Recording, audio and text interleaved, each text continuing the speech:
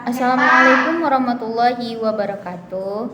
Perkenalkan, nama saya Toiroh dengan NIM 2012-20-370. Saya dari kelas PAI 5L dengan dosen pengampu Ayatullah Humayni MPD. Di sini saya akan memenuhi tugas mata kuliah fikih kontemporer, di mana saya akan menjelaskan tentang aborsi. Nah, di sini kita akan membahas dua pembahasan. Yang pertama itu tentang pengertian aborsi, yang kedua itu tentang pandangan ulama terhadap aborsi. Nah, jangan berlama-lama, kita langsung saja ke pembahasan pertama, yaitu tentang pengertian aborsi. Nah, kata dari aborsi itu sendiri yaitu berupa tindakan atau penghentian, di mana itu bisa disebut penghentian kehamilan atau tindakan penghentian kehamilan. Nah, di sini aborsi itu bisa terjadi kapanpun. Misalnya ada aborsi spontan. Nah, itu yang kita maksud dari keguguran. Nah, juga ada aborsi prosedur medis atau bisa kita sebut itu bedah. Nah, di mana ada juga dua metode utama untuk aborsi ini. Yang pertama ada aborsi medis. Nah, di mana kita menggunakan obat-obatan untuk mengakhiri kehamilan itu. Ada juga aborsi bedah, di mana kita melakukan pembedahan atau operasi untuk mengangkat atau mengeluarkan janin dari rahim. Nah, dan di sini aborsi itu diperbolehkan jika kondisi ibu itu emang dalam keadaan yang membahayakan, dan jika kehamilan itu tidak bisa dipertahankan, atau bisa kita sebut itu dengan kehamilan anggur, hamil di luar rahim, itu kan bisa mengakibatkan pendarahan bagi ibu, dan itu diperbolehkan untuk aborsi. Nah, kita lanjut nih di pembahasan yang kedua, yaitu di mana pembahasan yang kedua ini tentang pandangan ulama terhadap aborsi nih.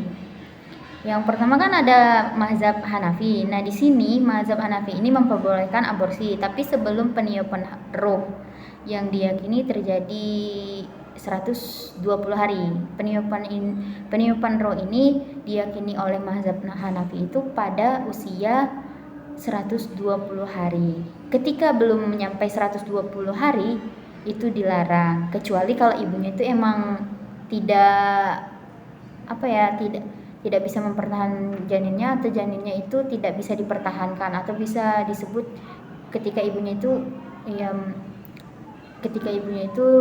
bisa disebut pokoknya ketika ibunya itu dalam bahaya lah, itu bisa diperbolehkan untuk aborsi. Nah, masuk lagi ke yang kedua itu ada mazhab Maliki. Nah, kalau di mazhab Maliki ini beliau lebih ketat dan melarang aborsi sejak terjadinya pembuahan. Nah, misalnya ya mohon maaf, ketika mereka sudah melakukan hubungan, dan ketika itu juga mereka tidak boleh melakukan aborsi. Aborsi sebelum 40 hari kehamilan, kecuali dengan alasan mendadak itu diperboleh. Nah, lanjut lagi ke selanjutnya itu ada mazhab Syafi'i. Nah, di mana mazhab Syafi'i ini memperbolehkan aborsi sebelum peniupan ruh, yaitu namun aborsi itu setelah 40 hari kemudian dianggap tidak diperbolehkan. Pokoknya aborsi itu sebelum 40 hari itu diboleh aborsi ya, sebelum peniupan ruh. Tapi kalau sudah 40 hari itu tidak boleh. Karena apa? Sudah 40 hari itu ruh janin itu sudah ada, sudah hidup. Janin itu sudah hidup dan tidak boleh untuk dibunuh, kecuali kalau memang janinnya tidak kuat dan membahayakan ibunya. Nah, yang terakhir ada mazhab Hambali. Nah, di sini mazhab Hambali ini mirip ya dengan ulama Hanafiyah yang dimana memperbolehkan aborsi sebelum peniupan ruh. Namun mereka lebih ketat setelah 40 hari. Dimana jadi kita itu boleh aborsi ketika peniupan ruh itu belum terjadi. Nah, pertanyaannya kapan nih peniupan ruhnya? Yang saya jelaskan tadi itu peniupan ruh itu pada masa 40 hari atau kita hitung itu 1 bulan 10 hari ya. Nah, situ pada masa itu ruh atau nyawa si bayi, cabang bayi itu sudah ada dan dia sudah bisa merasakan kehadiran ibunya. Jadi itu tidak boleh diaborsi atau digugurkan kecuali kalau itu mendesak atau memang perlu dilakukan aborsi tersebut. Tetapi kalau sudah melewati 40 hari atau 120 hari itu kan sudah tidak boleh diaborsi. Karena apa? Karena ya bayi itu sudah bisa merasakan ada sosok ibunya, sudah bisa mendengar, sudah bisa merasakan, ya udah pokoknya udah nyawa lah, kayak mana nyawa seseorang yang hidup gitu, tapi dia hidup di dalam rahim. Nah, mungkin itu.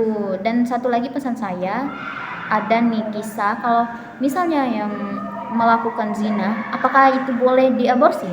Nah, itu tidak boleh. Karena apa? Sudah melakukan zina tetapi malah mau diaborsi lagi, itu bisa mengakibatkan dosa besar bagi yang mengaborsi, kecuali kalau memang ibunya dalam bahaya, kayak ya sering pendarahan atau mungkin janinnya cacat atau tidak bernyawa lagi, itu diperbolehkan untuk menggugurkan ke kandungan. Baik, sekian itulah dari materi yang dapat saya sampaikan. Saya akhiri dengan Wassalamualaikum warahmatullahi wabarakatuh.